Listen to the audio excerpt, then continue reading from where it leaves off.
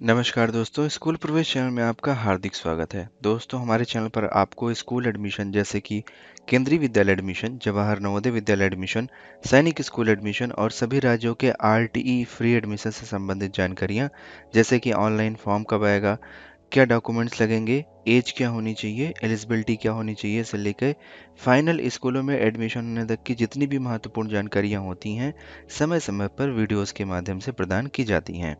दोस्तों, आज की इस वीडियो में हम आपको आरटीई फ्री एडमिशन उत्तराखंड 2025-26 से संबंधित महत्वपूर्ण जानकारियां देने वाले हैं।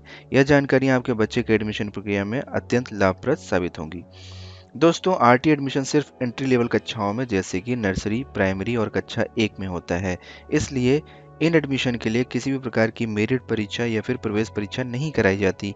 यहाँ पर एडमिशन प्रक्रिया लॉटरी ड्रॉ के माध्यम से होता है, जिसमें बच्चों के एडमिशन से संबंधित सभी महत्वपूर्ण डॉक्यूमेंट्स का बहुत योगदान होता है। आपके पास आपके बच्चे के उपलब्ध कागजातों के आधार पर ही आपके बच्चों का आरटी फ्री एडमिशन होता है। तो चलिए सभी डॉक्यूमेंट्स की जानकारी विस्तार पूर्वक देते हैं, ताकि आप अपने बच्चे के एडमिशन से संबंधित सभी डॉक्यूमेंट्स समय रहते तैयार कर लें। तो दोस्तों, ये डॉक्यूमेंट्स इस प्रकार हैं। तो बच्चे के जन्म के प्रमाण के आधार पर मीन्स प्रूफ ऑफ बर्थ के तौर पर आप बच्चे का बर्थ सर्टिफिकेट दे सकते हैं, जिसको जन्म प्रमाण पत्र भी बोला जाता है। इसी तरीके से अगर बर्थ सर्टिफिकेट नहीं है तो अगर बच्चे का आधार कार्ड बना हुआ है तो वो भी as a proof of birth यानी कि जन्म का प्रमाण के तौर पर चल जाएगा।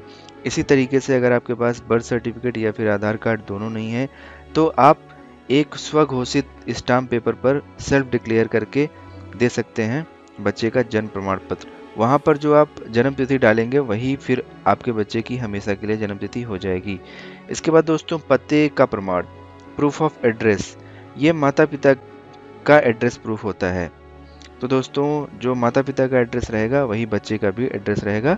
तो माता पिता का जो एड्रेस प्रूफ होता है वही बच्चे के एड्रेस प्रूफ के तौर पे चल जाएगा। तो सबसे पहले माता या पिता का वोटर आईडी कार्ड अगर है तो आप उसको इस्तेमाल कर सकते हैं पते के प्रमाण के तौर पर, या फिर बच्चे के माता या पिता के बैंक का पासबुक अगर है तो उसको भी आप पते के प्रमाण के तौर पर इस्तेमाल कर सकते हैं। आधार कार्ड है बच्चे के माता या पिता का तो उसको आप as a proof of address use कर सकते हैं। राशन कार्ड है तो उसको भी आप इस्तेमाल कर सकते हैं। इलेक्ट्रिसिटी बिल है तो उसको भी आप इस्तेमाल कर सकते हैं। ध्यान रहे कि जो इलेक्ट्रिसिटी बिल है, बिजली का बिल है, वो 3 महीने से पुराना नहीं होना चाहिए। इसी तरीके से बच्चे के माता या पिता का ड्राइविंग लाइसेंस है तो उसको भी आप एज अ एड्रेस प्रूफ बच्चे का इस्तेमाल कर सकते हैं।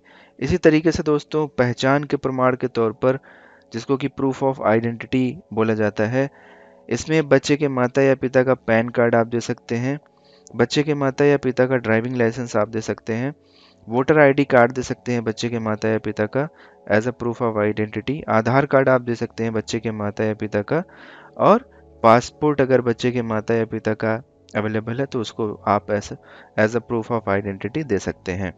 इसी तरीके से दोस्तों, अगर आप कमज़ोर वर्ग से आते हैं तो आपको इनकम प्रूफ देना होता है, जिसको कि इनकम सर्टिफिकेट बोला जाता है, आय प्रमाण पत्र।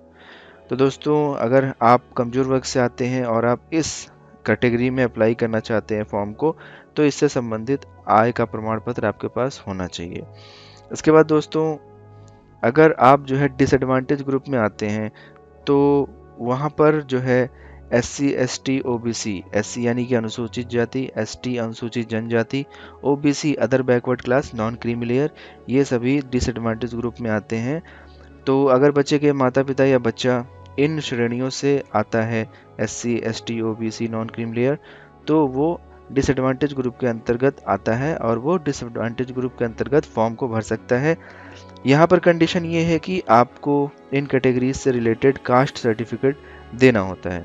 इसी तरीके से दोस्तों, अगर बच्चा जो है दिव्यांग की श्रेणी में आता है तो बच्चे को दिव्यांगता का प्रमाण पत्र जो है वो मेडिकल प्रैक्टिशनर से बनवा कर देना होता है, CMO, चीफ मेडिकल ऑफिसर जो होते हैं सरकारी हॉस्पिटल में।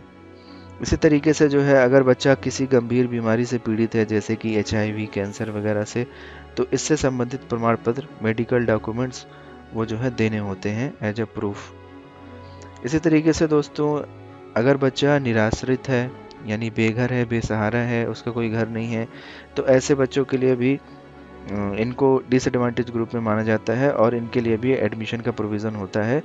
तो इसके अंतर्गत अगर आप आते हैं और आपको एडमिशन लेना है अपने बच्चे का, तो निराश्रय का प्रमाण पत्र ये नगर निगम वगैरह से बनता है शायद, तो वहाँ से आप इसको बनवा सकते हैं।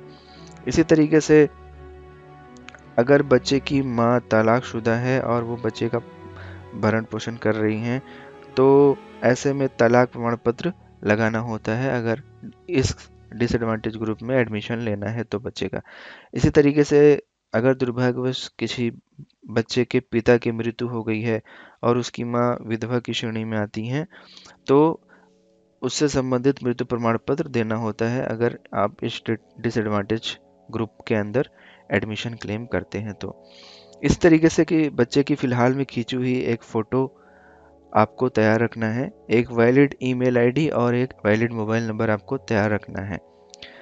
तो दोस्तों, ये सभी डॉक्यूमेंट्स जिनकी जानकारी अभी हमने आपके साथ साझा किया, इनको आप अपने सुविधानुसार जो भी आपके बच्चे की श्रेणी के हिसाब से उपयुक्त हो बनवा कर रख लीजिए, ताकि जब भी एडमिशन के लिए फॉर्म भरना शुरू हो तो आप बिना विलंब किए फॉर्म को डॉक्यूमेंट्स की सहायता से सही भर सकें, जिससे कि आपके बच्चे की एडमिशन प्रक्रिया आगे बढ़े और अंततः आपके बच्चे को इच्छित विद्यालय में सफलतापूर्वक आरटी फ्री एडमिशन मिल सके।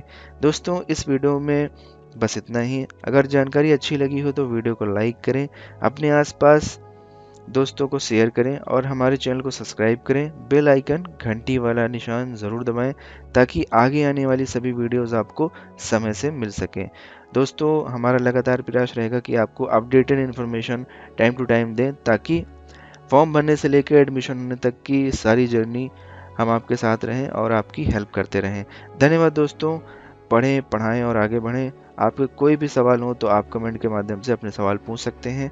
आप कोई सुझाव देना चाहते हैं तो आप कमेंट के माध्यम से हमको सुझाव दे सकते हैं।